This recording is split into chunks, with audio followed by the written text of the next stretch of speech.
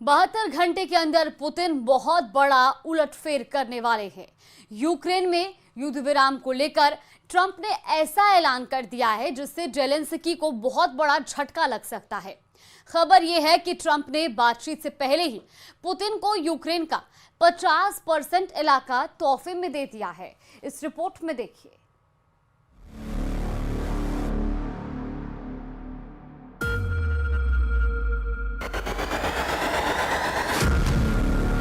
You're not in a good position.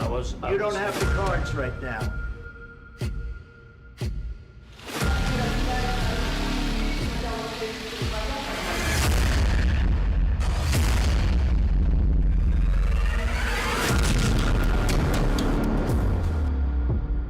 Ukraine के युद्ध को लेकर ट्रंप ने जेलेंस्की को बहुत बुरा फंसा दिया है। You're gambling with World War III.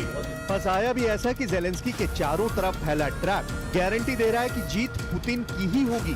अब ऐसा क्यों कहा जा रहा है, बहुत गौर से समझिए। डोनाल्ड ट्रंप ने कहा है कि कुछ जमीन जेलेंस्की को पुतिन को देनी होगी और पुतिन को भी कुछ जमीन जेलेंस्की को देनी होगी, यानी दोनों तरफ से जमीन का लेन देन होगा और इसी डील के तहत युद्ध विराम पर बात हो रही है। लेकिन बड़ा सवाल है कि जिस जमीन को लेकर डील हो रही है वो जमीन किसकी है। जाहिर है वो यूक्रेन है और ट्रंप अब यूक्रेन की जमीन ही पुतिन और जेलेंस्की में बांटना चाहते हैं। तो सवाल है कि इसमें नफा किसका और नुकसान किसका।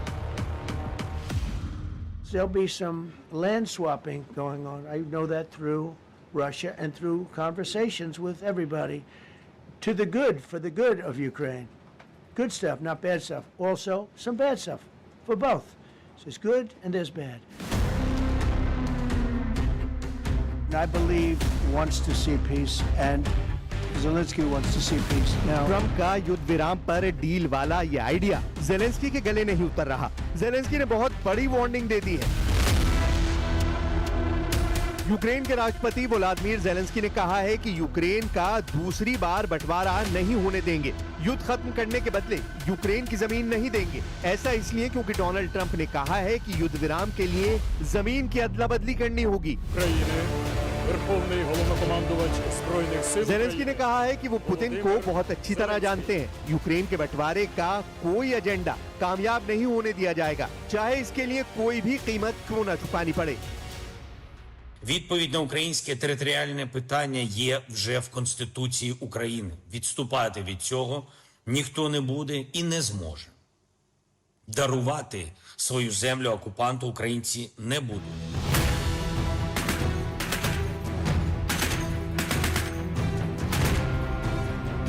जेलेंस्की को हिम्मत खार्किव के फ्रंट पर तैनात दीदी ने दी है। इस महिला सैनिक का नाम दीदी है और इस वक्त ये खार्किव के मोर्चे पर रूस के ड्रोन अटैक को रोकने वाले डिफेंस सिस्टम को ऑपरेट करती है। यूक्रेन की सैनिक दीदी 2 बच्चों की मां है। दीदी का कहना है कि ये जमीन उनकी है, वो इसे कभी दुश्मन के हवाले नहीं करेंगी। Ми прийшли захищати свої домівки. І якщо домівка знаходиться в Донецькій, Луганській області, тобто на окупованих територіях, то навіщо тоді людина сюди прийшла? Вона прийшла захищати своє, відстоювати своє. І тут такий договір, давайте ми це залишимо собі. Ні, такого не буде. Тобто Україна повністю буде наша. 15 अगस्त को पुतिन और ट्रंप की अमेरिका के अलास्का में मुलाकात होनी है। इस मीटिंग पर पूरी दुनिया की नजर है और सबसे ज्यादा नजरें तो जेलेंस्की और यूरोप गड़ाए हुए हैं। अलास्का में यूक्रेन युद्ध खत्म किए जाने पर बात होनी है, लेकिन ट्रंप ने ऐन वक्त पर जमीन अदला बदली वाली बात कह के वाकई जेलेंस्की को मुश्किल में डाल दिया है। यूक्रेन में बमबारी रुके, फौज अपने बैरक में वापस लौटे और इसके लिए ज्यादातर शर्तें ऐसी हैं जिसमें यूक्रेन बहुत बड़े नुकसान में नजर आ रहा है। वो इसलिए क्योंकि पूर्वी यूक्रेन के बड़े हिस्से, जिसे डॉनबास कहा जाता है, वहाँ रूस की फौज का बहुत ही मजबूत कब्जा है। Сьогодні була доповідь розвідки і військового командування про те, на що розраховує Путін і до чого реально готується. Зокрема, це і приготування воєнні. Він точно не готується до припинення вогню і війни. Путін налаштований тільки на те, щоб подати зустріч з Америкою як свою особисту перемогу. І далі продовжувати діяти так, як і раніше. Тиснути на Україну так, як і раніше. जुलाई के महीने में यूक्रेन पर रूस ने ऐसे हमले किए हैं जो पिछले 3.5 साल के दौरान जेलेंस्की ने नहीं देखे थे। यही वजह है कि जेलेंस्की को ट्रंप के वादों और डील पर यकीन नहीं हो रहा। वो तो पहले ही कह चुके हैं कि जिस बातचीत में यूक्रेन का दखल नहीं होगा वो बातचीत बेमानी होगी। यानी जेलेंस्की को महसूस हो रहा है कि उनका पत्ता काटने की पूरी तैयारी हो चुकी है। इसीलिए पुतिन और ट्रंप की मीटिंग में फंस चुके जेलेंस्की को बचाने के लिए यूरोप के 5 देश सामने आ गए हैं। फ्रांस, इटली, ब्रिटेन, पोलैंड और जर्मनी, पांचों रूस के कट्टर दुश्मन। पांचों ने यूरोपियन कमीशन के साथ मिलकर कह दिया है कि वो यूक्रेन का समर्थन जारी रखेंगे। रूस पर दबाव बढ़ना चाहिए, तभी युद्ध खत्म होगा, तभी इस दुनिया में सुकून लौटेगा। जेलेंस्की के समर्थन में यूरोप का मैसेज साफ है। मैसेज ये कि अमेरिका चाहे सरेंडर करेगा, यूक्रेन सरेंडर नहीं करेगा। और अगर ऐसी नौबत आई तो अब यूरोप यूक्रेन की तरफ से लड़ेगा। ट्रंप पुतिन की मीटिंग से पहले ये यूरोप के साथ मिलकर जेलेंस्की का नेटो धमाका कहा जा रहा है, जिसमें नेटो पूरी तरह बटा हुआ नजर आ रहा है। क्या ये अमेरिका और डोनाल्ड ट्रंप के खिलाफ France, Italy, Germany, Poland, Britain और यूरोपियन कमीशन की बगावत कही जाएगी? अब यूरोप का मूड देखकर ट्रंप ने त्रिपक्षीय बातचीत का पासा फेंका है। ट्रंप ने कहा है कि ऐसी मीटिंग भी हो सकती है जिसमें वो भी हो, पुतिन भी हो और जेलेंस्की भी मौजूद हो। और चलिए अब खबरों में आगे बढ़ते हैं, जहां दिल्ली एनसीआर की सड़कों से आवारा कुत्तों को हटाने के लिए सुप्रीम कोर्ट के आदेश के बाद बवाल मच गया है। एक तरफ आदेश को लागू करने की तैयारी तेज है तो दूसरी तरफ इसका जबरदस्त विरोध भी हो रहा है। डॉग लवर से लेकर बड़े नेताओं तक सब अपनी अपनी दलीलें दे रहे हैं। कोई इसे जनहित में बड़ा कदम बता रहा है तो कोई इसे अमानवीय करार दे रहा है। इस रिपोर्ट में देखिए।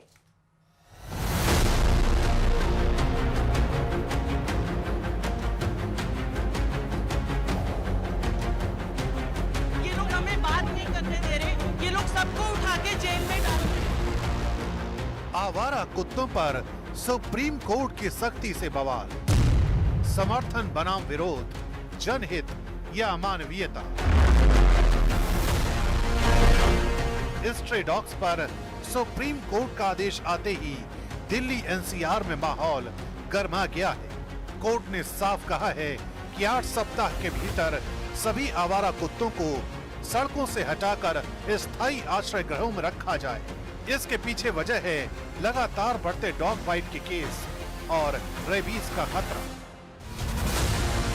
आदेश के समर्थक इसे जनता की सुरक्षा के लिए जरूरी बता रहे हैं तो विरोधी इसे पशु अधिकारों का उल्लंघन मान रहे हैं।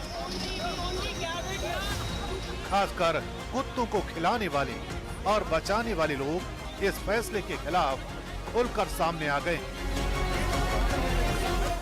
वही जज अगर ये बोले कि मैं ऑर्डर करता हूं कि सब लोग लाल रंग पहन करके निकले, हो नहीं सकता है। शेल्टर तो एक भी नहीं है पूरे दिल्ली में, तो कहाँ डालेंगे? 3 लाख कुत्ते हैं, 3 लाख कुत्तों को कहाँ, कौन से शेल्टर में आप डालेंगे? पहले तो दिल्ली सरकार को ये लिखा है कि 2 महीने के अंदर अंदर उनको शेल्टर, उसका असल नाम है पाउंड में डालना पड़ेगा। डॉग्स तभी बाइट करते हैं जब आप उसको उठा करके जहां रहता है उसको उठा करके रिलोकेट करो। अब मेरी कॉलोनी से उठा करके आपकी कॉलोनी में डालेंगे तो जाहिर है कि वो अकेला महसूस अपने आप को होता है, उसको चोट लगी है, लोग उसको डंडों के सी बाहर, वहां के कुत्ते उसको मारने के लिए तैयार है, किसी ना किसी को तो काटेगा। पूरा मामला सुप्रीम कोर्ट में बढ़ते डॉग अटैक और रेबीज की घटनाओं के चलते पहुंचा। कोर्ट ने आंकड़े पेश करते हुए बताया कि एनसीआर में हर दिन लगभग 2000 बाइट केस दर्ज हो रहे हैं। आदेश में कहा गया कि पकड़े गए कुत्तों को स्टरलाइज और वैक्सीनेट करके वापस सड़कों पर नहीं छोड़ा जाएगा। यहीं से विवाद शुरू हो गया, क्योंकि मौजूदा एबीसी प्रोटोकॉल के तहत कुत्तों को स्टरलाइजेशन के बाद उनके इलाके में छोड़ने का नियम है। यही वजह है कि एनजीओ, वकील और पशु प्रेमी इस आदेश को असंवैधानिक बता रहे हैं। अब मामला सिर्फ कानून या नीति का नहीं, बल्कि भावनाओं का भी बन गया है। पेटा जैसे संगठन चेतावनी दे चुके हैं कि ये आदेश लागू होने पर बड़ी संख्या में कुत्ते बीमारियों और कुपोषण का शिकार हों। सुप्रीम कोर्ट का जो ये ऑर्डर है ये इलीगल है, इलॉजिकल है, इम्प्रैक्टिकल है और इनह्यूमन है। इलीगल इसलिए क्योंकि सरकार ने 2001 से एनिमल बर्थ कंट्रोल रूल्स बना रखे हैं जिसमें क्लियरली लिखा है कि डॉग्स को उनकी लोकेशन से मूव नहीं किया जा सकता क्योंकि डॉग्स जो हैं एक टेरिटोरियल एनिमल है। उनको वहाँ से हटाना का मतलब है कि अगर वो किसी और एरिया में जाएंगे तो वहाँ पे जो फाइट्स हैं फॉर रिसोर्सेज खाने के लिए बाकी चीज़ों के लिए वो बढ़ेंगे, जिस वजह से डॉग बाइट्स और रेबीज़ के केसेस भी बढ़ेंगे। इम्प्रैक्टिकल इसलिए क्योंकि दिल्ली में लगभग 10 लाख डॉग्स हैं। 10 लाख डॉग्स को एक शेल्टर में या एक जेल में बंद करना पॉसिबल नहीं है। दिल्ली एनसीआर में आवारा कुत्तों को लेकर जारी विवाद अब सड़कों से सोशल मीडिया तक फैल चुका है। एक ओर अदालत का मानना है कि इंसानों की सुरक्षा और बच्चों बुजुर्गों की जान बचाना सर्वोच्च प्राथमिकता है, वहीं दूसरी ओर पशु अधिकार कार्यकर्ता और एनजीओ इस आदेश को क्रूर और अव्यवहारिक बता रहे हैं। इस टकराव में एक ओर जनहित है तो दूसरी ओर जानवरों के अधिकार, और फिलहाल दिल्ली एनसीआर की बहस यहीं अटकी है।